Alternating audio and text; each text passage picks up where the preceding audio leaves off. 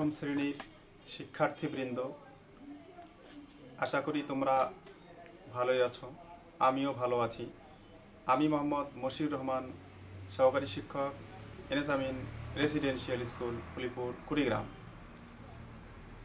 প্রিয় শিক্ষার্থীবৃন্দ, তোমাদের প্রিয় প্রতিষ্ঠান এনএস-আমিন রেসিডেন্সিয়াল স্কুলের অনলাইন ভিত্তিক কার্যক্রমে বাংলা প্রথম পত্রের ক্লাসে তোমাদেরকে স্বাগত জানাচ্ছি। প্রিয় শিক্ষার্থী, আজকের আলোচ্য বিষয় গদ্যাংশ থেকে শুভা গল্পটি লিখেছেন রবীন্দ্রনাথ ঠাকুর। রবীন্দ্রনাথ ঠাকুর 25শে বৈশাখ 1268 বঙ্গাব্দ 7ই মে 1861 খ্রিস্টাব্দে জন্মগ্রহণ করেছেন কলকাতার জোড়াসাঁকোর ঠাকুর পরিবারে। তার পিতা মহর্ষি দেবেন্দ্রনাথ ঠাকুর এবং পিতামহ প্রিন্স দ্বারকানাথ ঠাকুর। বিদ্যালয়ের আনুষ্ঠানিক শিক্ষা তিনি লাভ করেননি, কিন্তু সাহিত্যের বিচিত্র ক্ষেত্রে তার পদচারণা এক বিস্ময়ের বিষয়। তিনি ছিলেন প্রকৃত অর্থেই অসামান্য প্রতিভাধর ব্যক্তি। বাল্যকালেই তার কবি প্রতিভার উন্মেষ ঘটে। মাত্র 15 বছর বয়সে তার বনফুল কাব্য প্রকাশিত হয়। 1913 সালে রবীন্দ্রনাথ ঠাকুর গীতাঞ্জলি কাব্যের জন্য এশীয়দের মধ্যে সাহিত্যে প্রথম নোবেল পুরস্কার লাভ করেন। বস্তুত তার একক সাধনায় বাংলা ভাষা ও সাহিত্য সকল শাখায় দ্রুত উন্নতি লাভ করে এবং বিশ্ব দরবারে গৌরবের আসনে প্রতিষ্ঠিত হয়। তিনি একাধারে সাহিত্যিক, দার্শনিক, শিক্ষাবিদ, সুরকার, নাট্য প্রযোজক ও অভিনেতা। কাব্য, ছোট গল্প, উপন্যাস, নাটক, প্রবন্ধ, গান ইত্যাদি সাহিত্যের সকল শাখায় তার অবদানে সমৃদ্ধ। তার অজস্র রচনার মধ্যে উল্লেখযোগ্য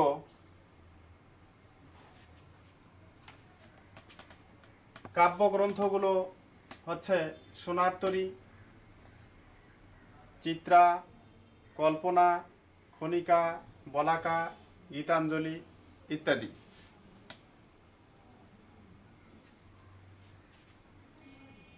তার উল্লেখযোগ্য উপন্যাসগুলো হচ্ছে চোখের বালি, যোগাযোগ, গোরা, ঘরে বাইরে, শেষের কবিতা ইত্যাদি। নাটক বিসর্জন, ডাকঘর, রক্তকরবী ইত্যাদি। প্রিয় শিক্ষার্থীরা, রবীন্দ্রনাথ ঠাকুর 22শে শ্রাবণ 1348 বঙ্গাব্দ 7ই আগস্ট 1941 খ্রিস্টাব্দ বিশ্বকবি রবীন্দ্রনাথ ঠাকুর শেষ নিঃশ্বাস ত্যাগ করেন।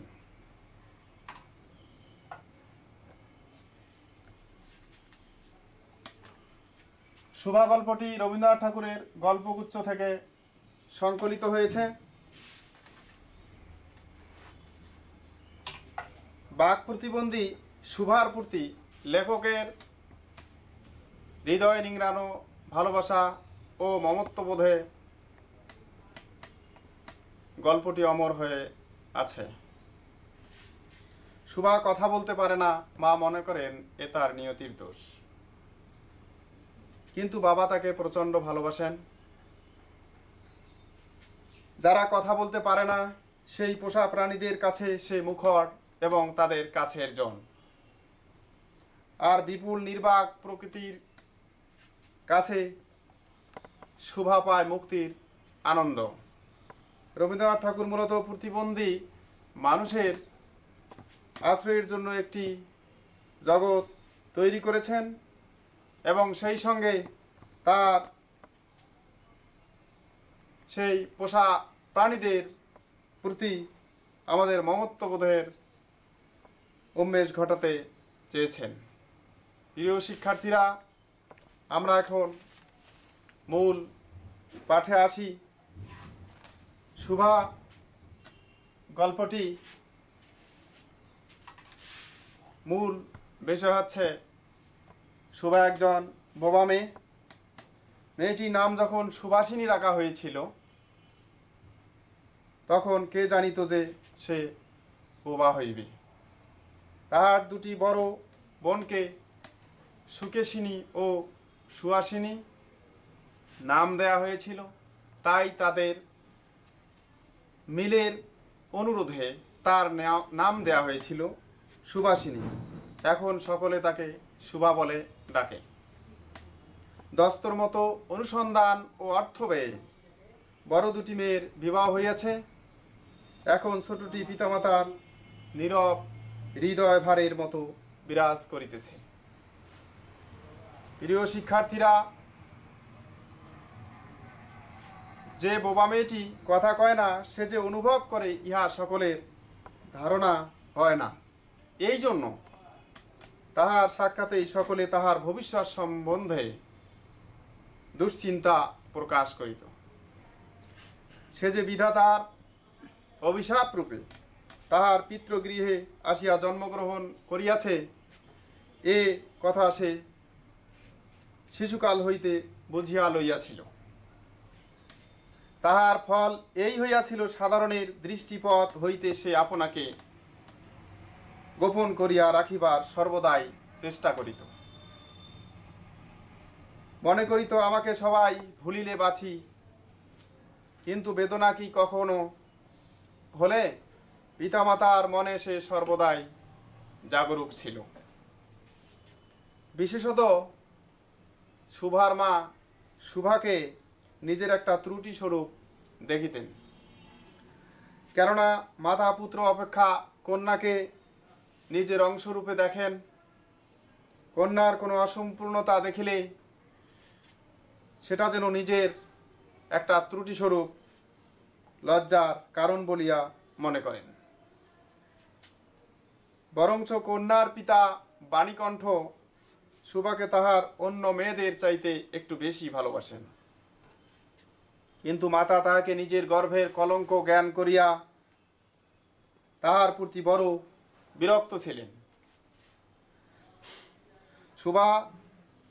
শুভার কথা ছিল না, কিন্তু তাহার সুদীর্ঘ পল্লব বিশিষ্ট বড় বড় দুটি কালো চোখ ছিল এবং তাহার ওষ্ঠাধর ভাবের আভাস মাত্র কচি কিশলয়ের মতো কাঁপিয়া পড়ত। কথায় আমরা যে ভাব প্রকাশ করি সেটা আমাদিগকে অনেকটা নিজের চেষ্টায় গড়িয়া লইতে হয়। কতটা তর্জমা করার মতো সকল সময়ে ঠিক হয় না। ক্ষমতার অভাবে অনেক সময় ভুলও হয়, কিন্তু কালো চোখকে কিছু তর্জমা করিতে হয় না। মন আপনি তাহার উপরে ছায়া ফেলে কখনো অস্তমান চন্দ্রের মতো অনিমেষভাবে চাহিয়া থাকে, কখনো দ্রুত চঞ্চল গতি বিদ্যুতের মতো, কখনো দ্রুত চঞ্চল বিদ্যুতের মতো দিক বিদিক টেকরিয়ে ওঠে। শুভাদের গ্রামের নাম চণ্ডীপুর। নদীটি বাংলাদেশের একটি ছোট নদী।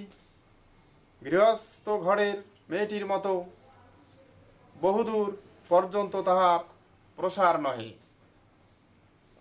কারণ শুভা ছিল বোবা মেয়ে, সে ছিল প্রতিবন্ধী। নিরলসা তন্নী নদীটি আপন কুল রক্ষা করিয়া কাজ করিয়া যায়। দুই ধারের গ্রামের সকলেরই সঙ্গে তাহার যেন একটা না একটা সম্পর্ক আছে। দুই ধারের লোকালয় এবং তরু ছায়া ঘন উচ্চতর নিম্নতল দিয়া গ্রামলক্ষ্মী স্রোতসিনী আত্মবিস্তৃত দ্রুত পদক্ষেপে প্রফুল্ল হৃদয়ে আপনার অসংখ্য কল্যাণ কার্যে চলিয়াছে। বাণীকণ্ঠের ঘর নদীর একবারে উপরেই।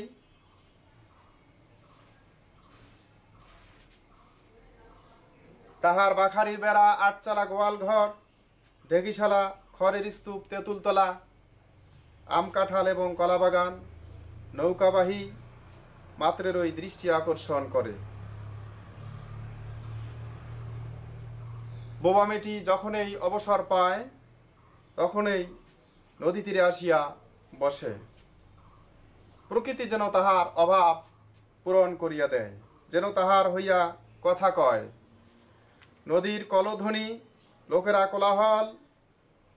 কোলাহল, মাঝির গান, পাখির ডাক, তরুর মর্মর সমস্ত মিশিয়ে চারদিকে চলাফেরা আন্দোলন কম্পনের সহিত এক হইয়া সমুদ্রের তরঙ্গরাশির ন্যায় বালিকার চির নিস্তব্ধ হৃদয় উপকূলের নিকটে আসিয়া ভাঙিয়া পড়ে।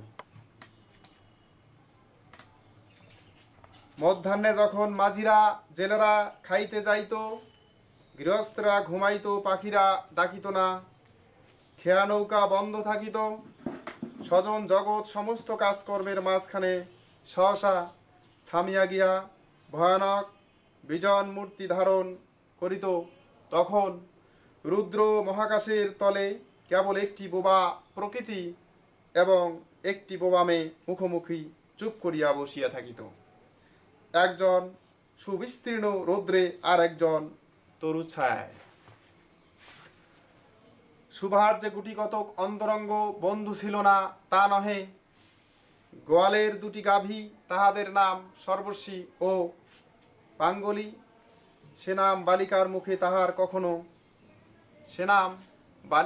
তাহারা কখনো শুনে নাই, কিন্তু তাহার পদশব্দ তাহারা চিনিত। তাহার কথাহীন একটা করুণ সুর ছিল।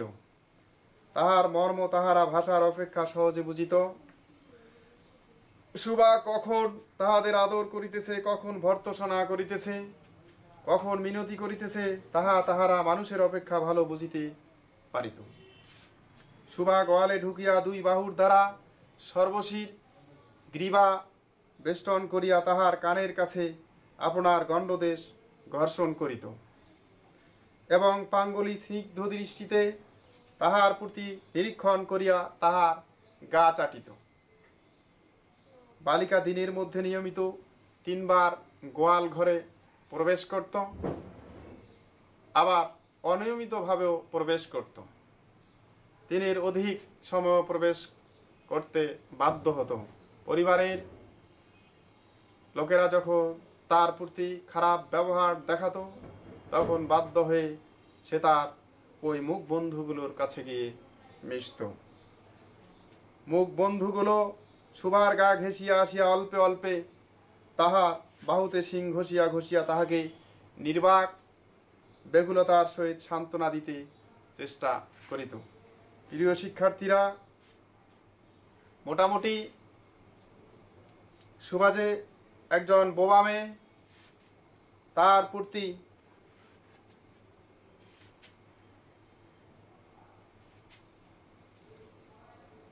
যে আমাদের বন্ধুর অভাব ছিল তা নয়, তার ছাগল এবং বিরল শাবকও তার বন্ধু ছিল, কিন্তু তাহাদের সহিত সুভার এরূপ সমকক্ষভাবে মৈত্রী ছিল না। তথাপিও তাহারা যথেষ্ট আনুগত্য প্রকাশ করিত।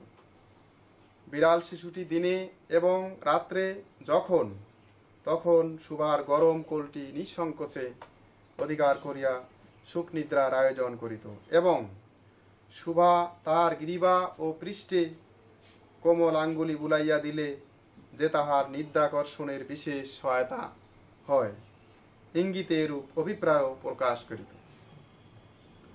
উন্নত শ্রেণীর জীবের মধ্যে সুভার আরও একজন সঙ্গী ছিল, কিন্তু তাহার সহিত বালিকার ঠিক কিরূপ সম্পর্ক ছিল তাহা নির্ণয় করা কঠিন, কারণ সে ভাষা বিশিষ্ট জীব, সুতরাং উভয়ের মধ্যে সমভাষা ছিল না। গোসাইদের ছোট ছেলেটি, তাহার নাম প্রতাপ, লোকটি নিতান্ত অকর্মণ্য। সে যে কাজকর্ম করিয়া সংসারের উন্নতি করিতে যত্ন করিবে, বহু চেষ্টার পরও বাপ মা সে আশা ত্যাগ করিয়াছেন। অকর্মণ্য লোকের একটা সুবিধা এই যে আত্মীয় লোকেরা তাহাদের উপরে বিরক্ত হয় বটে, কিন্তু প্রায় তাহারা নিঃসম্পর্ক লোকদের প্রিয়পাত্র হয়, কারণ কোনো কার্যে আবদ্ধ না থাকাতে তাহারা সরকারি সম্পত্তি হইয়া দাঁড়ায়। শহরের যেমন এক আধটা গৃহ সম্পর্কহীন সরকারি বাগান থাকা আবশ্যক, তেমনি গ্রামে 2-4টা অকর্মণ্য সরকারি লোক থাকার বিশেষ প্রয়োজন।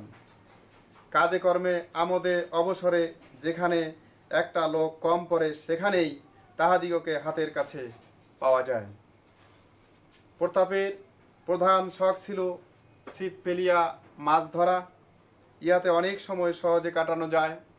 অপরাহ্নে নদী তীরে ইহাকে প্রায় এই কাজে নিযুক্ত দেখা যাইত, এবং এই উপলক্ষে সুবার সহিত তার প্রায় সাক্ষাৎ হইত। যে কোনো কাজেই নিযুক্ত থাক, একটা সঙ্গী পাইলে প্রতাপ ভালো থাকে। মাছ ধরার সময় বাক্যহীন সঙ্গী সর্বাপেক্ষা শ্রেষ্ঠ, এজন্য প্রতাপ সুবার মর্যাদা বুঝিত। এজন্য সকলেই সুবাকে সুভা বলে ডাকিত। প্রতাপ আরেকটু অতিরিক্ত আদর সংযোগ করিয়া সুভাকে সু বলে ডাকত। সুভা তেঁতুল তলায় বসিয়া থাকিত এবং প্রতাপ অনতি দূরে ছিপ ফেলিয়া মাছ ধরত। প্রতাপের জন্য একটি করিয়া পান বরাদ্দ ছিল। সুভা তাহা নিজে সাজিয়া আনত। বোধ করি অনেকক্ষণ বসিয়া বসিয়া চাহিয়া ইচ্ছা করিত প্রতাপের কোনো একটা বিশেষ সাহায্য করিতে। বোবা মেয়েটি বুঝাতে চান যে আমিও বেকার নই, আমিও কাজ করতে পারি, আমিও বুঝি। সমাজের চাহিদা পূরণের জন্য সে নিজেকে প্রস্তুত করার জন্য নিজেকে সাজাইত।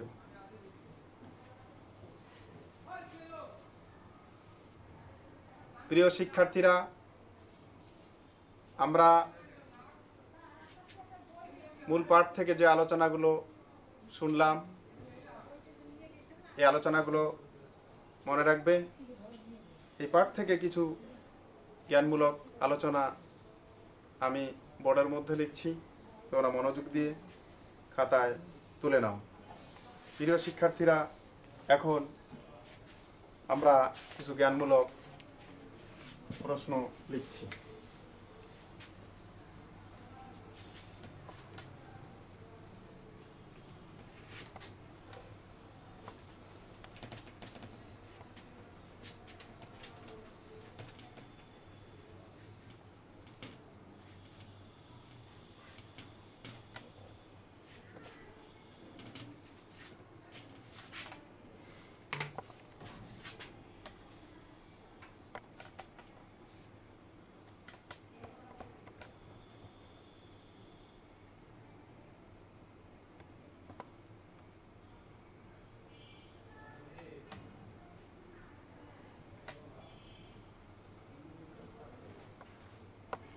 এক,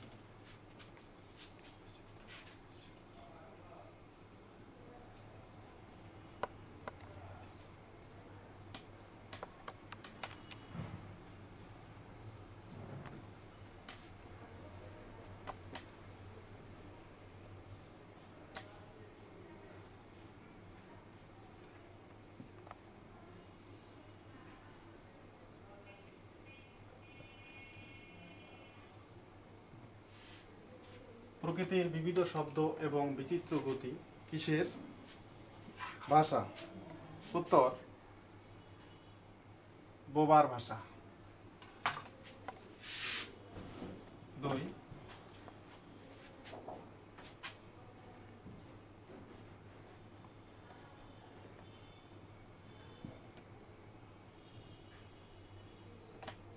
বলে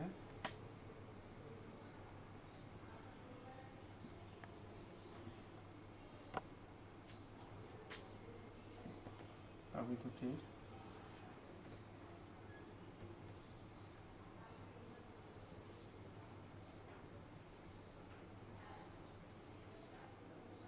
নাম কি ছিল? গোয়ালে গাভী দুটির নাম ছিল সর্বশী ও পাঙ্গুলি। 3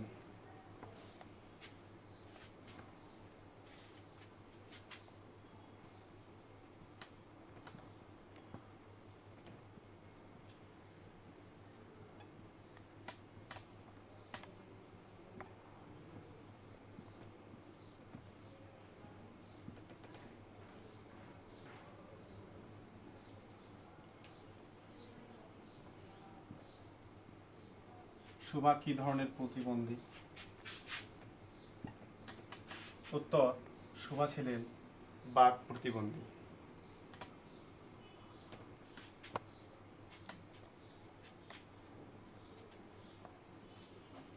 শুভা কি জাতীয় রচনা?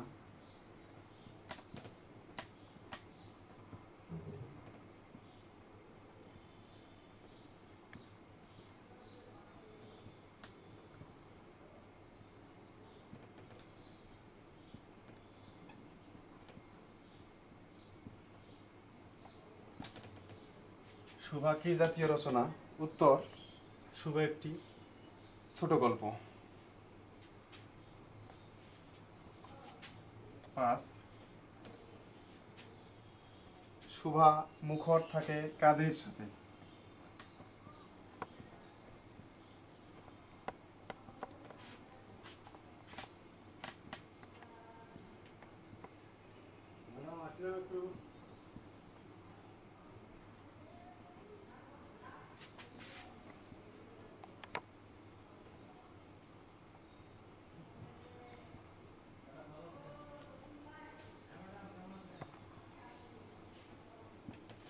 উত্তর, শুভা মুখর থাকে পোষা প্রাণীদের সাথে।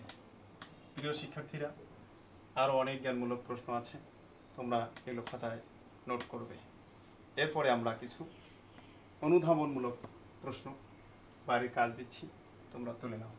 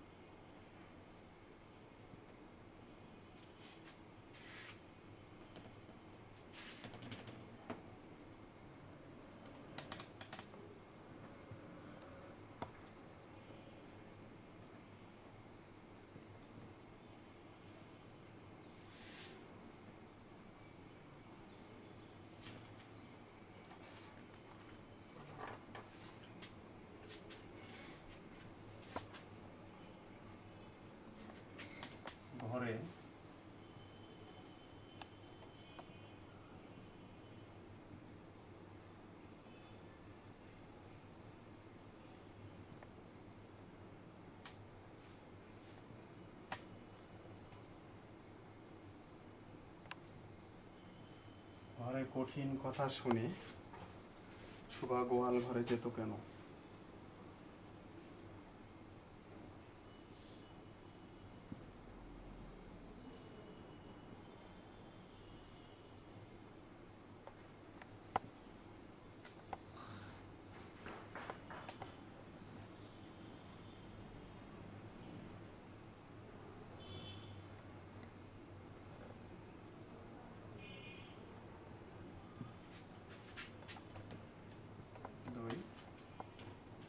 বিদেশ যাওয়ার প্রাককালে শুভার মনের অবস্থা কেমন ছিল?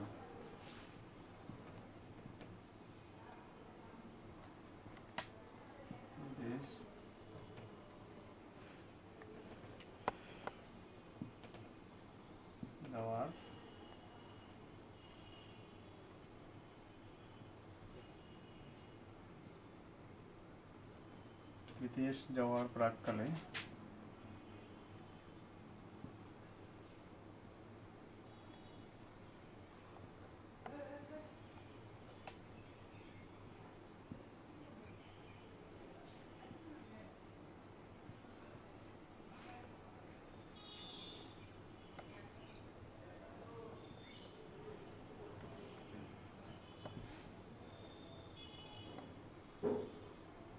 অবস্থা কেমন ছিল। 3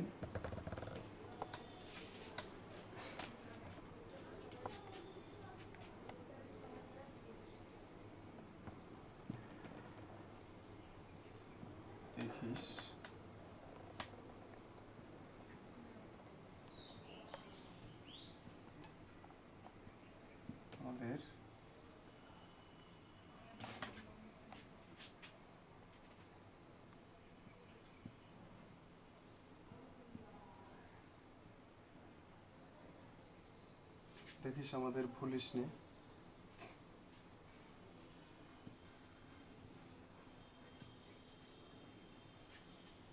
প্রতাপের এই কথাটি বলার কারণ কি ছিল।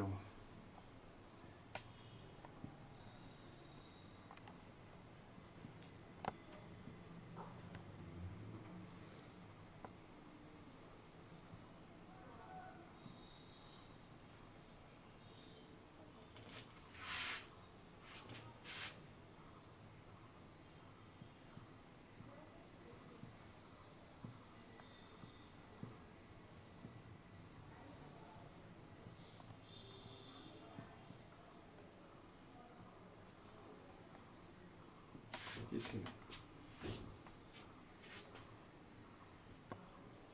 4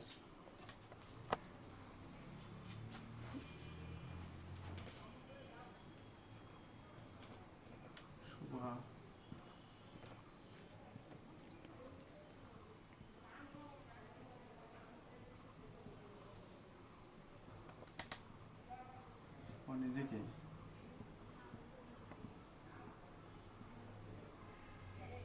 নিজেকে সর্বদা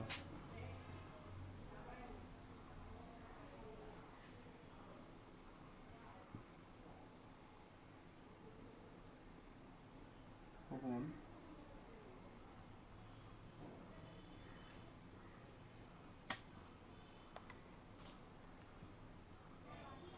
রাখার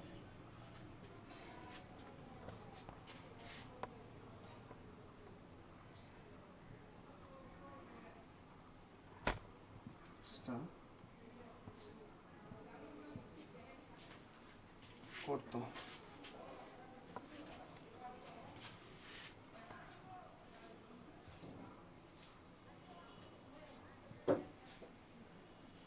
কি জন্য?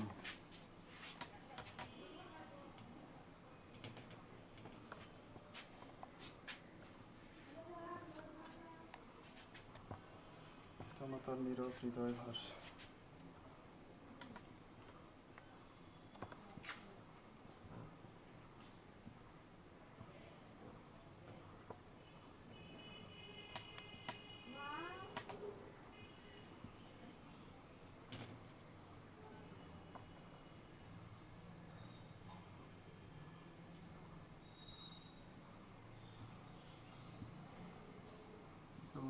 নীরব হৃদয় ভার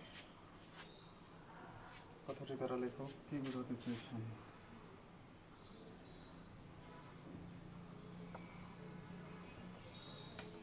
কথাটি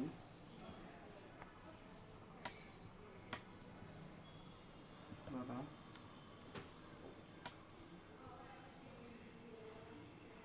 লেখক কি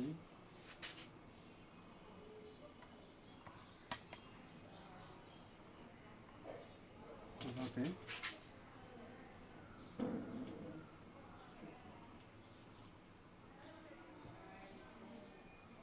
চেয়েছেন।